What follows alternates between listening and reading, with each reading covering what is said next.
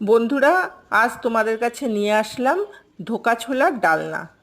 ছোলার ডালগুলোকে ভিজিয়ে রেখেছিলাম, সেগুলো মিক্সারে দিয়ে পেস্ট করে নিলাম, নিয়ে সেগুলোকে বাটির মধ্যে ঢেলে নিলাম।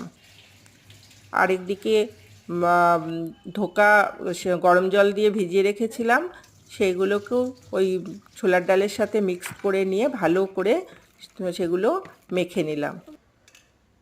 কড়াই বসালাম গ্যাসে, তার মধ্যে তেল দিয়ে দিলাম, আর বড়াগুলো যেগুলো করব তার সাথে একটুখানি খাবার সোডা মিশিয়ে নিলাম, নিয়ে এবার ওগুলো ধীরে ধীরে তেলে ছেড়ে দিলাম।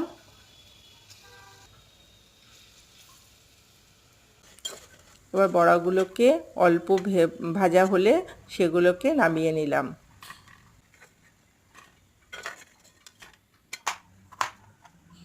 আলুগুলোকে এবার ডুমো ডুমো করে কেটে নিলাম।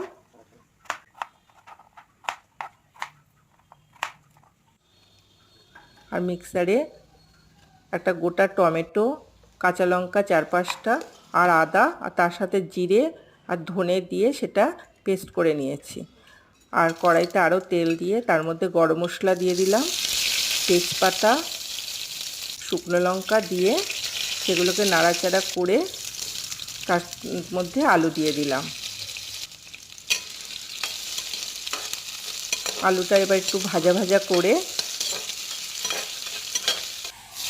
তাতে মশলাগুলো দিয়ে দিলাম। এবার সেগুলো ভালো করে নেড়ে চেড়ে নিলাম, সাথে নুন দিলাম, স্বাদ মতো হলুদ দিলাম,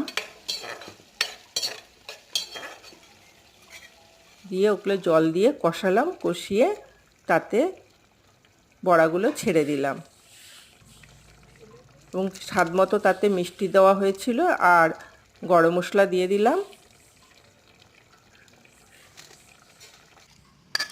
এবার সেগুলো বাটিতে ঢেলে নিলাম। হয়ে গেল এইভাবে ছোলা ধোকার ডালনা।